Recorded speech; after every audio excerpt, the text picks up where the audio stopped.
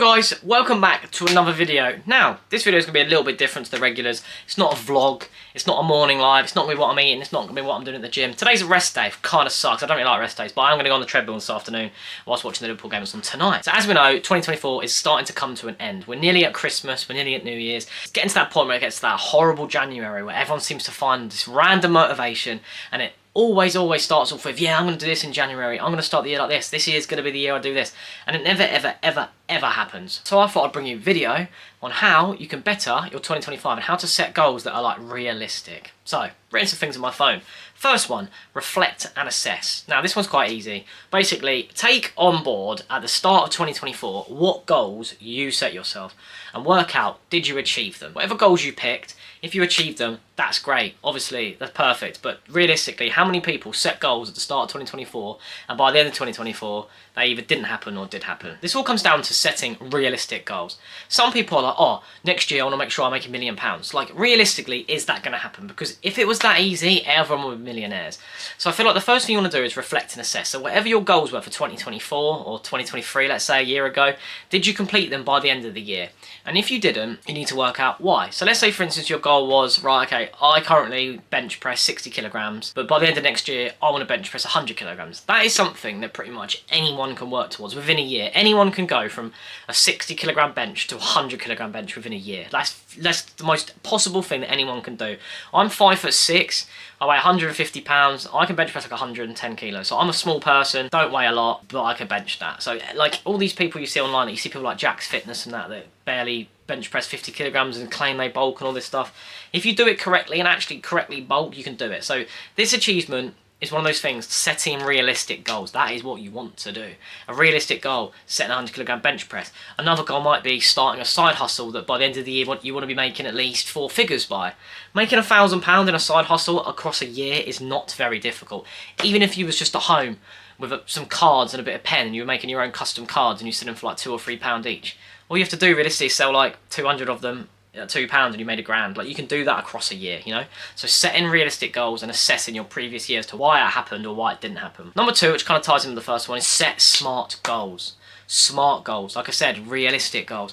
Don't go in like, oh, by the end of the year I want to own a Ferrari, because I can tell you now, within a couple of months, even a few weeks into January, you're going to sit there and go, okay, no, I'm not buying a Ferrari. And then you're going to set these goals, and these goals aren't going to happen, and you're going to be annoyed, and then you won't end up happening. Because that's the thing, like, relating back to the gym, obviously this is a gym content kind of channel, so most of these examples are going to be about the gym, but it could be about anything. But think about it, how many people on the 1st of January, the gym, how busy the gyms are on the 1st of January or the 2nd of January, the first week, whatever, because everyone's like, oh, I'm so fat after Christmas, or I'm so out of shape after Christmas because I've had like 2 days of eating turkey. Like, realistically, you're not going to get fat from eating bad food for 2 days. That's not how it works.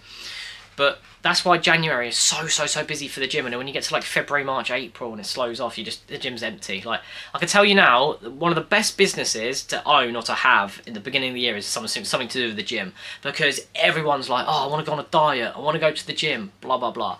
So yeah, definitely setting smart goals. And again, rather than setting like broad goals, going, oh, by the end of the year I want to bench press 100 kilograms, set goals a little bit smaller than that. So like, for instance, exercise. So rather than be like, oh, I just want to exercise every day, rather than do that, because you might be like, oh, I'll just go for a 2-minute walk, it's not really going to do anything. Set yourself like a limit. So like, right, I'm going to make sure every day for the whole of January I'm going to do at least 30 minutes of walking. And then that's like kind of a smart goal, because you set yourself an actual target, not just a broad target. Again, like if you set yourself, I'm just going to eat really healthy, like what are you getting at just eating healthy? How are you going to do that? Just having 1 apple a day doesn't mean you're eating healthy. You need to build like a full-on like whole diet or a whole like fitness plan, or like stuff that actually can be like a whole thing, if you get what I'm saying. Also as well, another thing with goals, especially when it comes to like fitness and exercise, is plan for accountability. Now, what I mean by this is having like a family friend or a family member or a coach or someone to help you track your goals.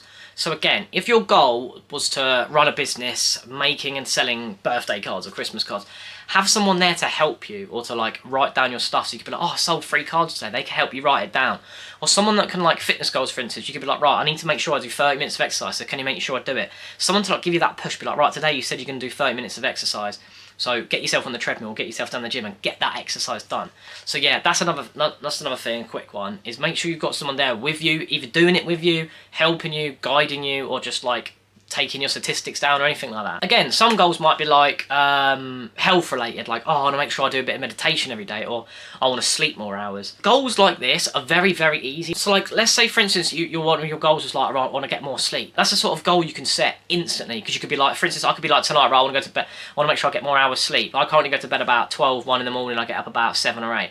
I could be like, right, screw it, I'm going to make sure my phone is off and everything's off by 11 PM and I'm asleep by 12, rather than be asleep by 1 and then get up an hour earlier as well. They're the sort of goals like that you can start now, which aren't difficult. Like, getting more sleep is so easy if you just go to bed earlier, turn your devices off, wind down easier for the night. Another thing as well with goals is always learn to say no. Like, you need boundaries. For instance, like if you're trying to be like fit and healthy and you think, right, I'm going to be really good all week and then on Sunday I'm going to allow myself a cheat meal, work towards that cheat meal and only give yourself that treat on like the Sunday if you've been good all week. Because if you get to like Wednesday and you're like, oh screw it, I'll just have a McDonald's, and then you failed, then you shouldn't be, you need to learn to say no and be like, no, I'm not having McDonald's, I'm not doing it, I'm carrying on, I want to get to my goals, I want to reach my achievement, I want to reach the end where like I get a cheat meal on a Sunday. Because if you have a cheat meal on a Wednesday and then have one on a Sunday, you're not really gaining that like treat because you just failed on the Wednesday. Also as well, my last point here is embrace growth mindset. Now what this means is you need to understand that you might not get your goals, and also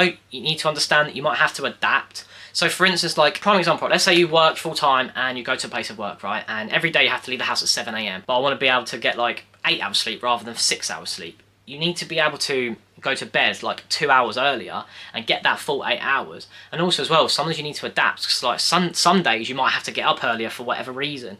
So you need to be prepared that you're going to have to adapt some of these changes. So let's say your change was, I'm going to work out every single day, Monday to Friday, and take rests at weekends, which is like the bro split, Monday to Friday, working out, Saturday, Sunday. You might come a point where like Wednesday night you can't get to the gym because something happens on Wednesday nights now, like maybe you have a child that starts a new club, or you have a grandparent that needs help with something on Wednesday nights, whatever it is. So you need to be able to like adapt to these changes and be okay with it. So then you could be like, right, okay, I'll work out Monday, Tuesday, Thursday, Friday and Saturday, but I'll have Wednesday off because Wednesday's my night to help. But yeah, that's basically it. Like I said, what you need to do is set realistic goals, like goals that you can actually achieve.